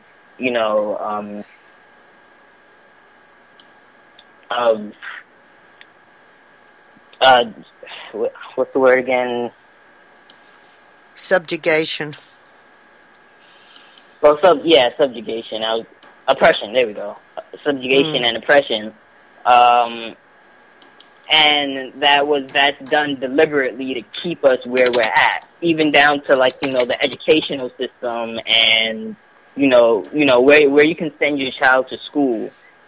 In the hood, you're sending your child to school, and they're most likely not gonna graduate with a great education. Like, depends. Like, honestly, yeah, it depends on where you go and how you do. Like, personally, sometimes, but like, there's a lot of schools, most of them, where you go to and you think your kid is getting an okay education. They're not. You know, like, how do you combat something like that? Something that's like, you know, been you know, deliberately contrived to dumb you down. Yeah, like mentally, like it's been put there to make sure that you don't even get to think about you know, progress, because you don't think that there's any progress to be made, you know? Yeah, but how do you obviously get up from under? Yeah. Well, you obviously are. You see, you're self-educating. And that's the beautiful thing about the internet. You know, like, you can Google anything. You can get an incredibly wide education. And I suppose going and finding a mentor who does practical things, too, is a good way to do it. Like, men have a mentoring instinct, and they'll pretty well mentor any man under the age of about 30. And then after you're 30, they're not interested in you anymore because you're a man. But men do have a mentoring instinct.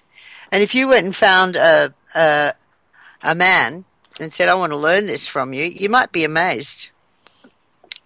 I mean, that's one idea. And the other thing is status. See, what we're talking about here is status. And status can be achieved in all sorts of different ways. And so I suppose work on different ways to sort of get a little bit more status, or whatever the word is. I don't even know how to say it anymore. We just added Charlie into the call. How you doing, Charlie? Is he there? He didn't make it. Oh. I added him. Where'd he go? It didn't go through. Oh, all right, try it again. Sorry. Hold on. You don't want a false status, but you know, like, you can work on different ways to grow your status and your self-esteem. You won't believe what I'm doing here. I'm actually sitting here with some waxing strips pulling out my whiskers. Oh, my God. Well, thanks for sharing. There's an image for you. Yeah, I know. Thanks for sharing that. That was I nice. just thought I'd entertain you. Here, this is the sound of the wax strip. I'm going to keep that to myself. I just have to keep a bit of status, you see. I can't be the bearded lady.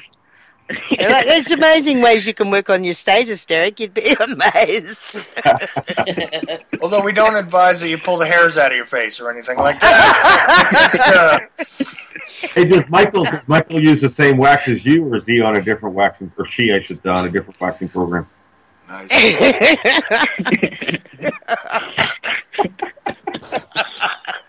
Michelle, what wax do we want to know? Inquiring minds, Michelle, want to know what wax you use. Mine's called Max. Let's post that on the internet this week, guys. Michelle Obama, which wax do you use? Yeah, what do you wax with?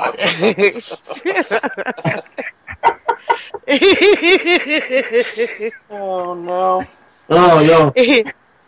Well, Barry, something there. Barry, I know, probably uses something that's got bullshit in it. Yeah, absolutely. Probably, I don't know. I won't say that. I keep that to myself.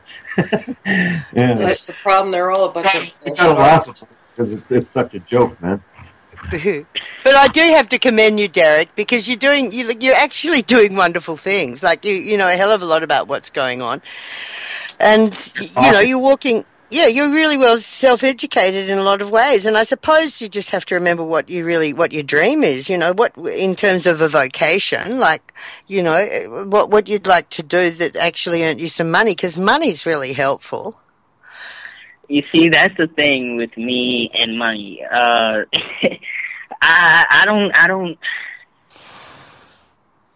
don't really see the value in paper money. Like, I understand that, like, you know, it's just a currency, like, you know, it's been exchanged to gold and this and that, but especially, American money, I can't even say that about American money, like, and that's what throws me off like, how can people put so much value in something? Yeah, no, you don't want to put. It's the middle way, Derek. It's the middle way. It's not too much money, not too little money. And you know what the crazy part is? I'm sorry. Mm-hmm. You know what the crazy part is? The reason why the world is in such a shithole as it is now is because of this currency. You know, like everyone values this currency so well. Of course, the mechanism. Well, currency and land. You know, I don't understand where the two meet exactly. You know, like in terms of actual value. Like, you know what I'm saying? Like, yeah, I do. I get what you're saying. What you're saying is that you think that money's overinflated, and in fact you're quite repulsed by it, and you don't even want to have anything to do with it at the moment because you find it way too confusing, and you don't know where the currency and the value meet. Mm-hmm. What I want to do, you grow vegetables or anything? Because you do like to eat, don't you? Yeah, I do. Have I grown anything personally? Oh yeah, I like to eat. I like to eat. No, but yeah. I like to grow. I like to be you know, I consider myself a pretty earthy person, but I haven't grown any of my own food. And that's, you know, that's another thing that annoys me about this country. They'll tell you what to eat, and they'll tell you, you know, they'll tell you all types of stuff, but they won't allow you to you know, have your own, like, space where you can really grow your own stuff. Like, they won't allow you to put all the food. Well, you only need a few pots, you know. Like you go to the supermarket, and you buy a few bags of potting mix, and you come home and you get some seedlings and you stick them in the dirt and you watch them, you grow them. Mm. I feel like I feel a lot more comfortable about things if I just knew where my food would come from. If everyone was able to grow their own food and grow their own chickens. And, you know, do all that stuff on their own. Yeah. Like, I feel like this world would be a much better place because the way that the corporations are treating our food today is just not worth it. And you can get special. Sorry. Go ahead. Our food is completely devoid of nutrition. Anything coming from big corporations is genetically modified food. And if you do research into genetically modified food, Derek, it will astound you with the food that's being produced now and put on the shelves. We are seeing a paradox of human illnesses now because of what we're eating. They are poisoning us with our food, buddy. And that's a fact. There's tons of research done on it, Derek, and I suggest you're on the right track. You understand that, you know, food now I don't know exactly where you live in America, but the fact is that I don't know the exact numbers, but I think you're looking at about 80% of the food that you eat now in America is genetically modified food. Yet they won't allow you to grow your own food.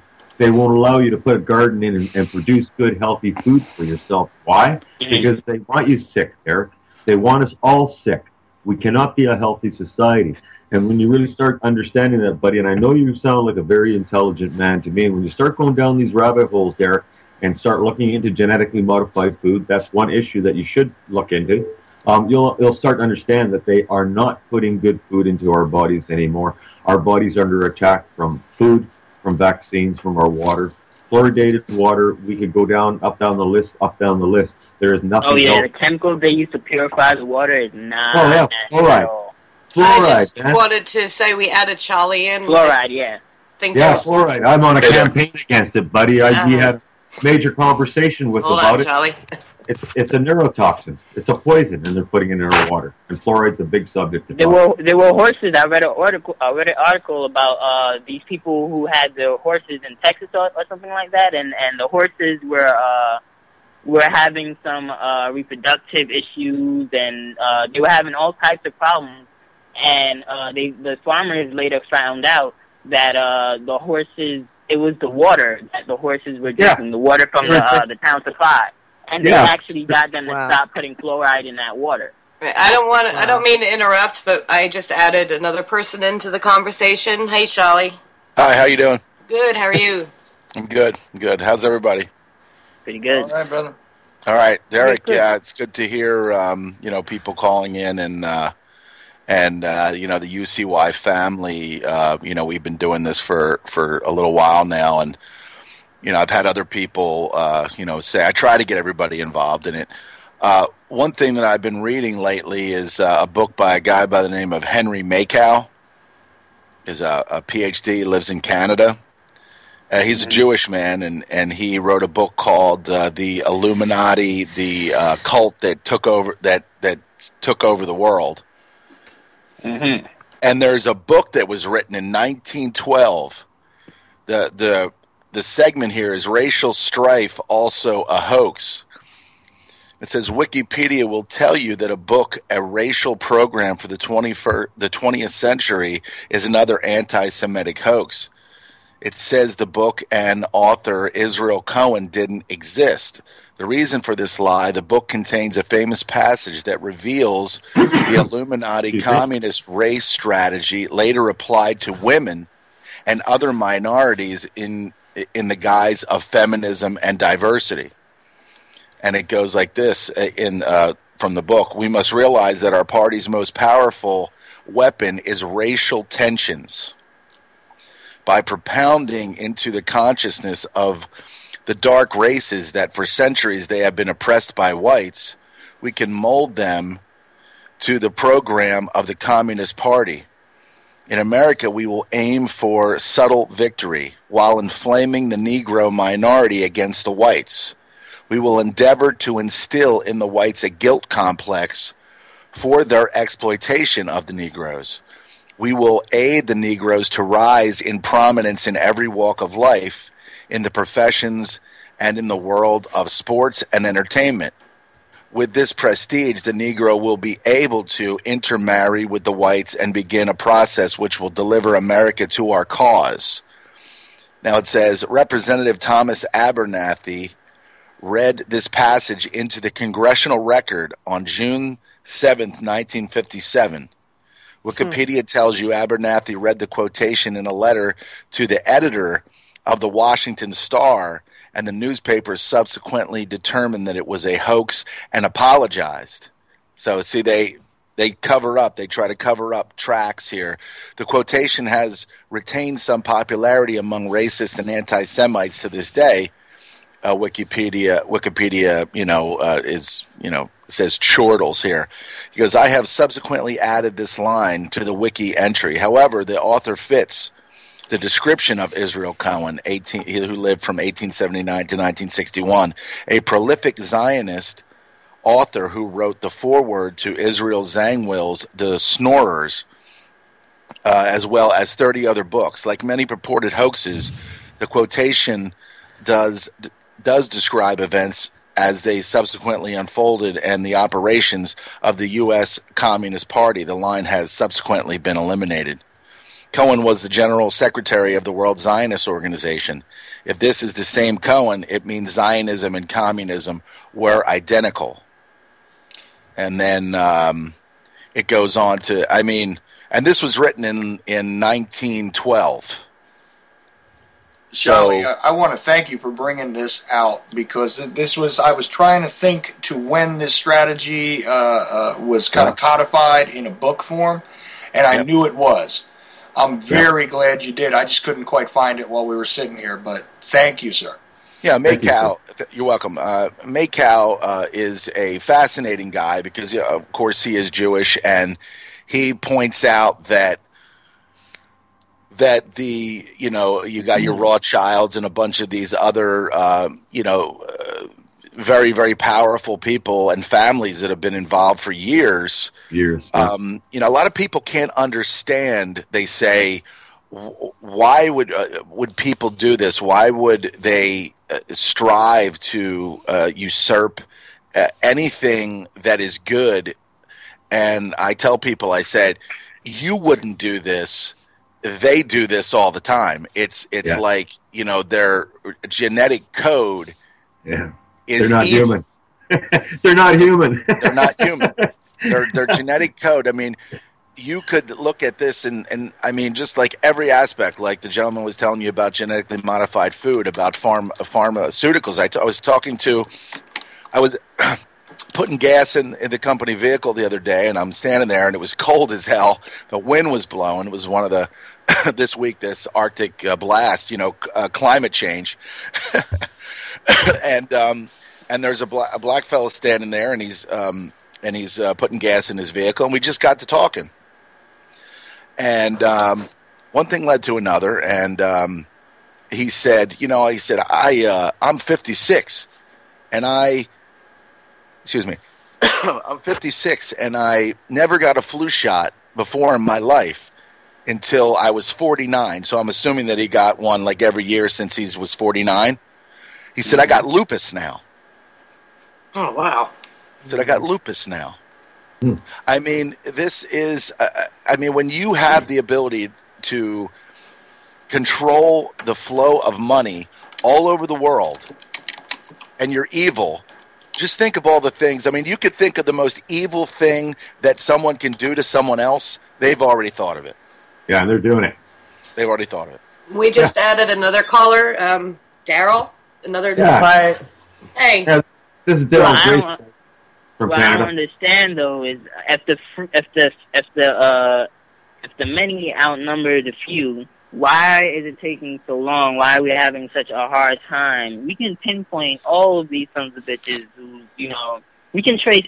Just follow the money, I'm pretty sure you guys have heard that before. You just have to follow the money. It's not that hard. Everything is so accessible. They've done it over a number of years. They've done this strategy of theirs has taken a very, very slowly. It's been embedded. Like, people will sit there and they will adamantly disagree with you. I was talking to this lawyer guy. He was like, oh, I can't connect to my network drive and all this other stuff. So I went over there and I was working with it, and he was talking about his liberal buddy or something. So I figured, okay, this guy's politically, he's in the political arena, so maybe he'll understand some of the things that I'm saying to him. But when I started to tell him that the powerful elite in the world are socially engineering and changing America through a divide and conquer strategy, I said the left and right. I said, when you argue with your liberal buddy who is totally challenged, I get it. He said, but you think that you're on the winning team. You're not on the winning team. He's not on the winning team. You're both being manipulated on a mass scale, and it's happened over a number of years. So the brainwashing is so embedded in people that, They've done this through very, very lots of mechanisms through TV. We don't call TV programming for a reason. I mean, this what you're saying there about incrementally implementing these changes in our society. Well, if you were to make mass changes in the society will recognize it, and the society will stand up against it. But what we've seen happen here over the last 50, 60 years, 70 years, is small incremental changes.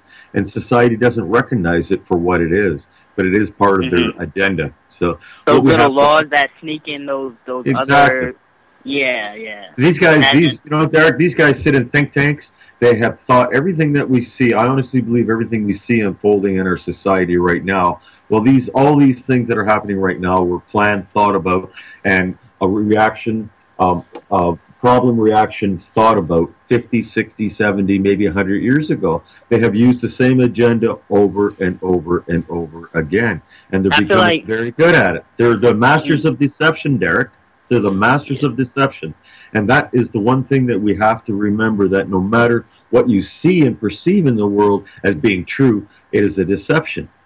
We have been brainwashed, manipulated. We are literal slaves to every person, Derek, now in America owes approximately, I think that the numbers are $1.5 million in debt. Every single individual in America, 5-year-old, 3-year-old, 6-year-old, 10-year-old people, teenagers, you all owe millions of dollars.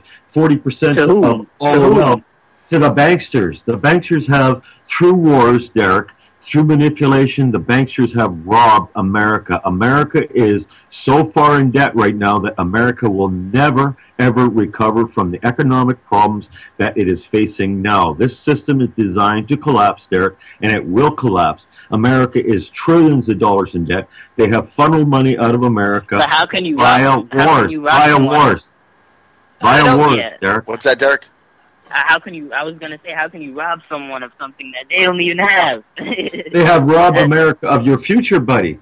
In the last 11 years alone, Derek, since 9/11, America, I don't have I know the figures are out there and I've read them, but America has gone in debt trillions of dollars fighting a war against terrorists that did not attack the buildings in New York City. 9/11 was a false flag operation against the American people done to bring America into war so the military-industrial complex could spend billions and billions and billions and billions of dollars there, and that is money being borrowed, money that doesn't exist. It's money being borrowed. It's money that's being robbed from you, your children, your friends' children, the future of your... It's going to take 7 generations right now, if it all stopped, to pay off the debt in America. The economic system is set up to collapse there, and this same problem is worldwide. Every country in the world is in debt, massive debt.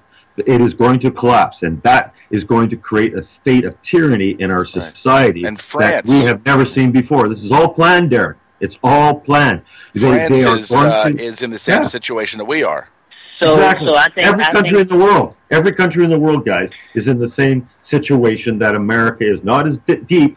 America owes more debt than the next 24 countries combined, but every country in the world is in the red. France owes Germany, Germany owes Greece, Greece owes Hungary, but none of them can pay each other back because they aren't collecting money from the people that they've lent money. It's a charade. It is a giant, giant charade, and it has been set up to collapse.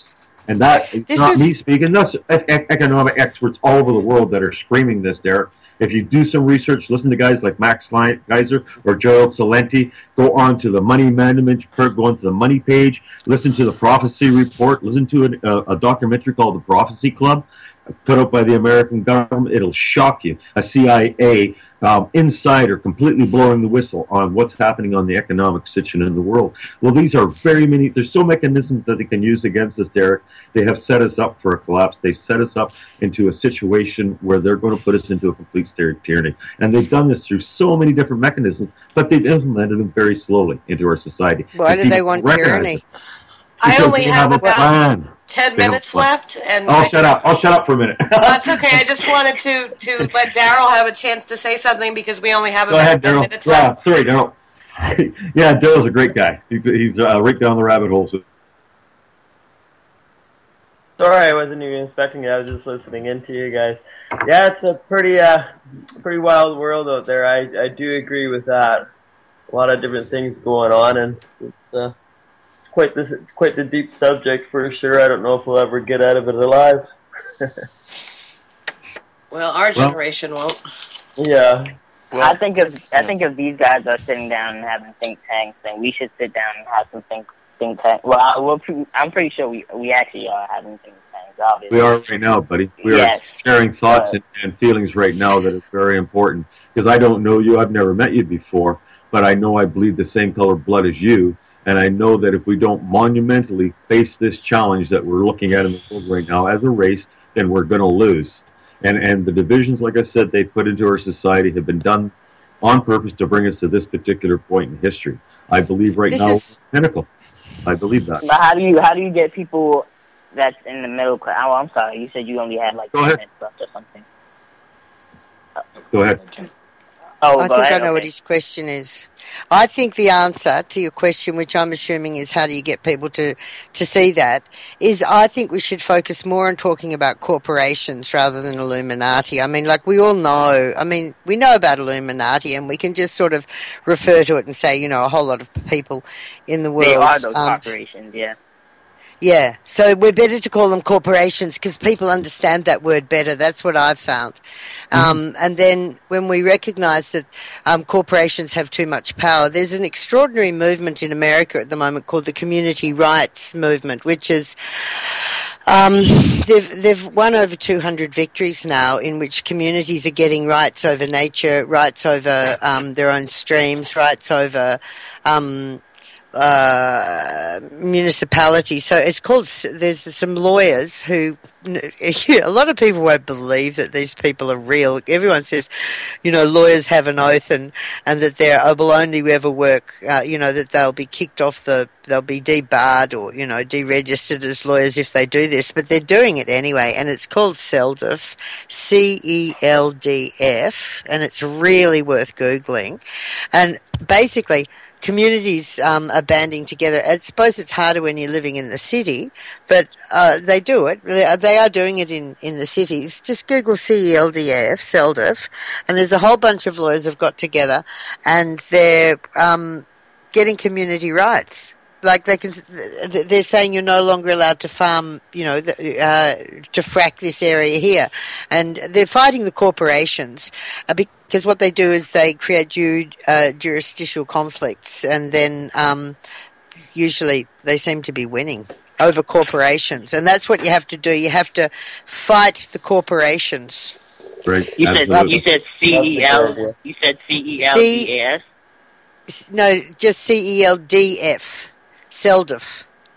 Okay. I can't Google anything. I'd send you a link. Yeah, it's brilliant. It's brilliant. So it's the community rights movement, and basically what they're fighting on, which some people don't agree with this, but I do. I like this. Is they're fighting on rights, because rights are one of the things that people still have. So there's corporations were given rights, and they were given rights as people because somewhere along the line they proved that corporations were made out of people. But community rights will gazump a corporation right. It's happening more and more. And I think that's the solution. I really, really do. I think there's three solutions. I think there's the first solution is recognising your own sovereignty and not giving people subject matter jurisdiction over you, like not allowing people to sort of own you and, tell you to sit and do whatever that is.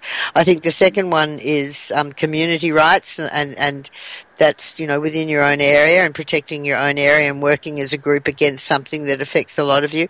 And then I think the third solution is to change the higher politics, in which you just first vote in one person to do one thing for you, and then you vote someone in and then you give them your power. It's like somebody said, you've got that little bit of power, that moment at the ballot box in which you say, I'll vote for him, and then he makes all the decisions after that. Whereas with citizen-initiated referendum, or people, forget the word citizen because sovereigns don't like that word, but people-initiated referendums, which can slowly be brought in, and it's also, you get a lot of kudos out of it when you say it's in Switzerland and it's in a couple of other countries. We need to change the political system so that people in that situation, you get to vote a lot on all the things that affect you, and then that makes people want to be more educated so they know what they're voting about, and that's well, over the years, that's a good idea. Over the years, awesome idea. I'm just looking at it now. Community rights. It's really cool. It's over the years, they've systematically, reversed anything that gave individuals power. Congressmen, senators. They just changed all these processes, and they continue to change these processes. And I think what the lady is saying there is that there was a guy that had a show called Be Vocal Local. Right. Will Roberts, yeah. Will Roberts, who was on Oracle, I guess when I was on there, but he's since then he's no longer with us. And he was just listening to his programs, very brilliant, and he had the formula, he had the mechanism, and it was to be vocal, local, and to change things there, because that's where they're trying to implement Agenda 21. That's where they're trying to implement all these things, and that, and the reason why they create the economic crisis is because it trickles down in through state, through county, through township, and then when they can come in and then they can take more of these ill-gotten gains and say, well, we'll come in here and we'll do this and we can do that, but we can give you this amount of money, but then of course there's a little hidden thing in the soup, and that's Agenda 21. And this is why, you see, because because there's statutes, right? What you're saying is that they keep in bringing statutes that gazump your statute. But because these statutes, because they're legal, because it's all about legal, like not natural law, but legality. Because if you can get a statute that gazumps or dismantles another statute, then you've got a hope, in my opinion. Yeah. And then you've got people who, someone who's smoking marijuana, they're not hurting anyone else, but you can be standing in the corner doing that, and then they arrest you. These are crimes that they've made. They make everything a crime.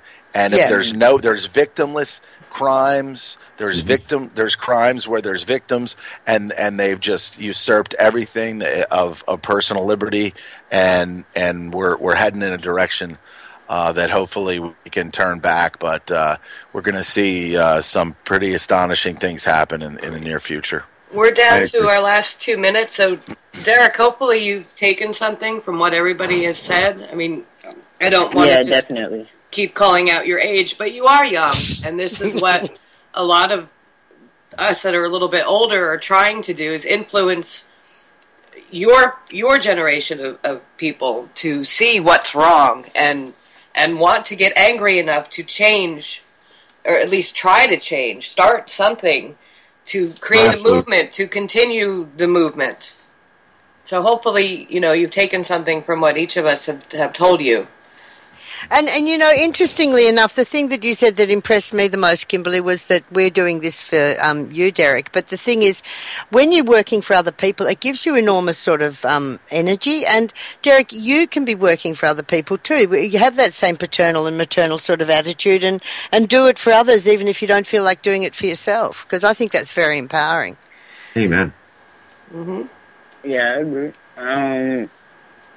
I was gonna bring up reparations for the African American community, but you guys have you don't have enough time for that. That's a big topic. I know you guys will probably be on that forever. Well, call in again, Derek. I'm on every Saturday at 10 o'clock, so anybody you can call that on my ever show wants anytime. to join on in. So all right, if they can't divide white and black people, they're going to have a really hard time. Yep. Dividing and conquering us. Exactly. Amen. Okay, guys, thanks for having me in tonight. It was great talking to you all. Thank you, Barry. I've enjoyed it. All right, thanks. Nice meeting all of you guys. Me too, thanks. It was great to meet everyone. Yeah, it was lovely to meet you all. Thanks for having me. It was very kind. Thank you. Thank you. Thanks, Kim. I think we have probably about a minute before the music comes in. Maybe. That turned out to be a good conversation. I apologize for the confusion in the beginning. That was not supposed to be that way. So fortunately, I was able to take care of that little problem. Well, and here's the thing, at the end of the day, if we don't all learn to stand together, we will certainly fall separately, and this is something. That's it. Thank you, everybody. Have a good week. See you next Saturday.